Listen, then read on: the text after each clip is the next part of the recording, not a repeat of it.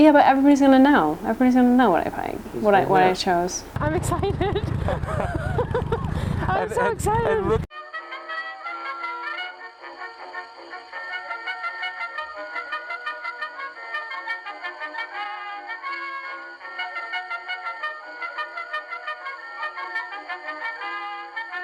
Hey everybody, it's Fannie here. Dick has ambushed me this morning while I'm having breakfast at our diner here in central London to finally narrow down choice of bike to my top 3. It hasn't been easy. I've been dragging my feet. I'm a little bit of a procrastinator on this, but he's forced me to do it. He's whipped the camera out, and I guess I just got to give him what he wants.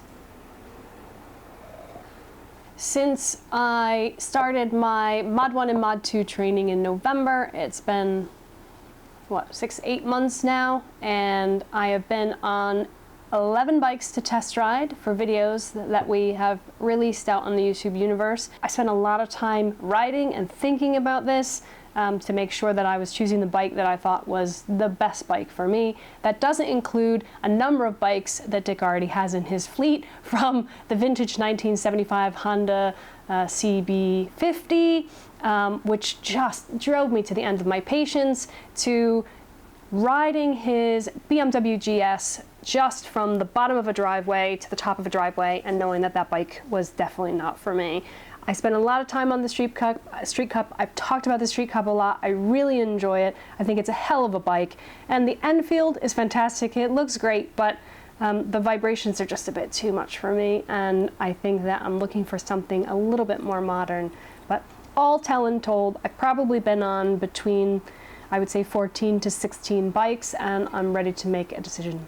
I think since I finally have to either fish or cut bait, I'm going to announce my top 3.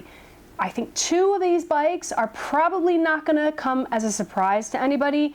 One of them definitely, I think, will come as a surprise because it came as a surprise to me. Now, the criteria I've talked about in the videos, what I'm looking for, but in narrowing it down to the top 3 that I've considered to buy, I'm also taking into consideration the bikes that Dick already has that I have access to. So I don't want something that's too similar to any one of those bikes, but I'm also a little bit of a stickler for price and a bargain. And it's not that I want a lot of something for a really little price. I just mean value for money. And also, I'm a little bit of a worrywart when it comes to maintenance and reliability for the bike, so I'm taking those into consideration as well. So here's my top 3 in no particular order. Number 1, the Indian Scout. Number 2, the Triumph Street Scrambler. And number 3, the Harley-Davidson Street Bob. I want to thank everybody for the entries to the competition Dick put on YouTube and Instagram, and that's Guess Fannie's Top 3. There were a lot of great entries. I certainly didn't make it easy for you guys because I liked just about every single bike I test rode, but in the end, it's the top 3 that we've narrowed it down to. Many viewers were close but no cigar, getting 2 but not getting that 3rd, but there was one viewer, Peter Birch, who had it straight on the nose. So shout out to you, Peter Birch, and you win a Dick Whistles t-shirt. I am equally smitten with each one of these bikes. I am equally smitten with how I felt when I was riding them. I was equally smitten with how cool every single one of those bikes look. I am not equally smitten by the buying experience and the price point. So I think that that will have a lot to do with my final decision. Indian Scout, power, stability, classy lines, very, very well manufactured and engineered. Just a pleasure to ride. Buying experience, it doesn't get any better, I think, than the dealership that we're dealing with the Indian Scout, with that entire experience. And even though it's far away, that's something for me to take into consideration for if anything happens to the bike, if there's maintenance, how I'm going to get from where I am in London down to where the dealership is, about 2 hours away. Price point, pretty good. I think coming out of lockdown, we had seen some 2019s and 2020s. I have to say that I was a little bit more taken with the 2019. And if I can get a deal on a 2019 versus a 2020, and I have a greater fancy towards the 2019, then I might lean that way. This thing is a beast. Oh, it's lovely. It's lovely.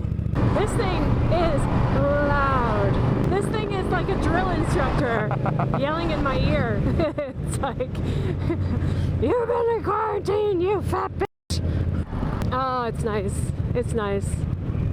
There's just so much about it that feels so right. Triumph Scrambler. This was a complete surprise to me. I still am just shocked and amazed by this bike and how much fun I had on this bike. Big surprise on this one because it looks nothing like I would want to ride. And I thought it would be too small, too cumbersome, I'd be too short for it, and it would just be too reminiscent of the Mutt, but it wasn't at all. It was fun, it was sleek, it was peppy, it was powerful, it was stable. It was pretty good looking, but I think I would have to, you know, change my whole vision of what my motorcycle paraphernalia and accessories will look like. I don't know if I'm ready to do that. Positive, it's a really good bike. It's bang for your buck. The price point, you can't beat it. But when you compare the power, the torque, the horsepower between the Indian for the price point of, say, picking up a good deal on a 2019 versus buying a brand new 2020 Street Scrambler, it doesn't seem as much of a economic savings there.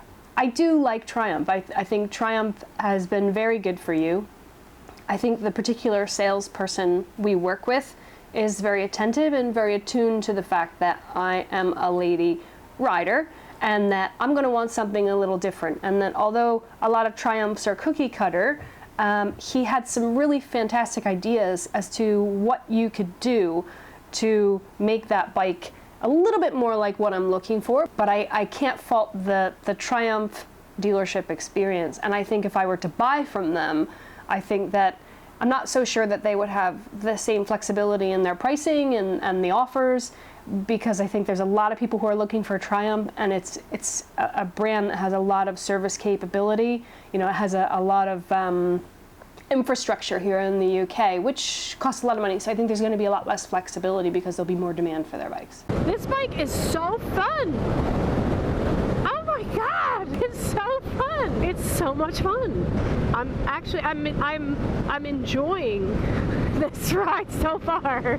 I didn't think I would. And for a Scrambler, I was expecting something a little bit more scrappy, but it seems well developed. I'm ruled by my gut a lot. I've got a lot of great instincts, but in decision making, sometimes it's like when you get that feeling and you know, like, this works, everything works, I like this works. I'm not saying it's the only bike that works. I've ridden a lot of bikes that worked, but this just works. Works well, and I did not expect it. Meow. For the Harley-Davidson Street Bob, let me talk a little bit about the buying experience with a Harley-Davidson. I did feel like it was a bit supermarket-y. The facilities are very large and impressive, but things are very expensive. And you can't help but see people coming in and out of the dealership all the time, but there doesn't seem to be a lot of individual interaction. You know, it just seems to be, come in, you look, what's your price point? Okay, look at this series of bikes, or what are you looking for? Look at this series of bikes. Do you want to take a test ride? It seemed like a little bit of a rigmarole, although they were very generous with their time and allowing us to take the bikes for a ride too.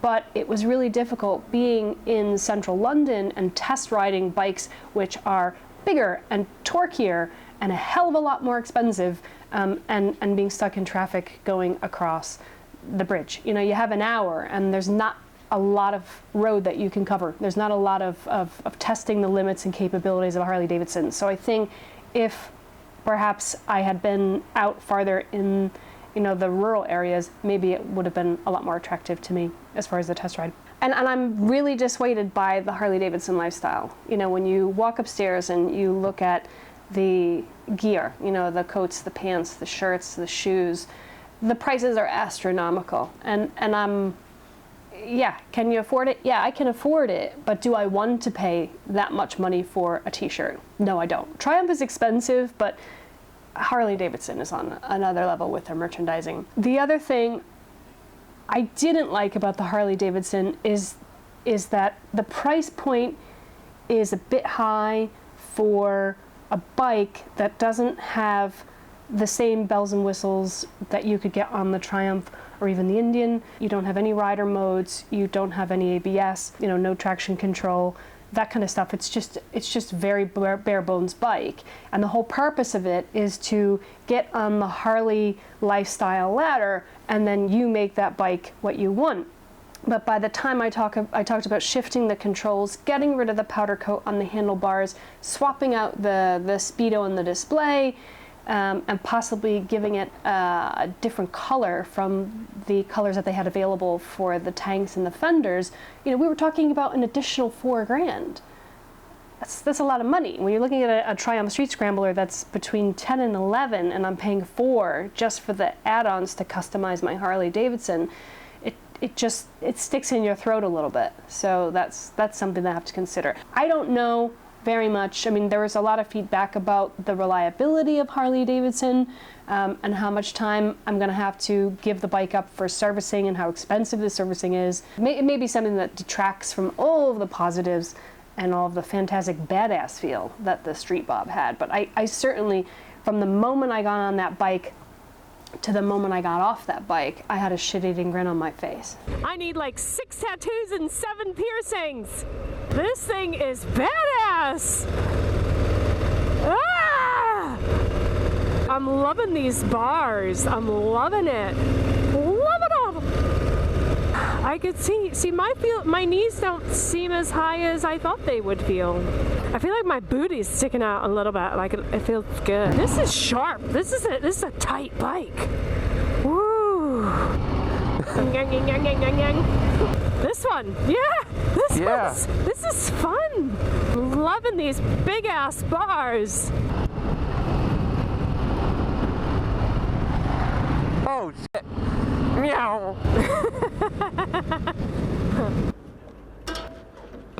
So there we go. Fannie's top 3 picks for my big girl bike, the Indian Scout, the Triumph Street Scrambler, and the Harley-Davidson Street Bob. Now that I've narrowed it down to 3 bikes, it is time for me to make the final decision. Because if I don't, I'll probably drag it out until 2021, and then there'll be more bikes for me to try. We're gonna run another competition. So for those of you who participated in the last competition, hope you participate in this one again. For those of you who haven't, I hope you give it a stab. I'd like you to comment on the video and let me know which one of those 3 bikes you think I'm gonna choose. Now, I know you're gonna rewatch these videos and you're gonna look and see how I reacted to each one. I don't think that I would put my money on what you think I'm gonna choose. There's a lot to love in all 3 of those bikes. I think I'm gonna go one way, and I'm not sure if it's the way everybody thinks I'm gonna go. So enter the competition, and if you guess right, we're going to put your name in a draw, and the winner at random will win a fabulous new Dick Whistles baseball cap. Good luck. Oh, boom. That's a great bike. If you like that video and you want to see more like them, hit like, share, and subscribe.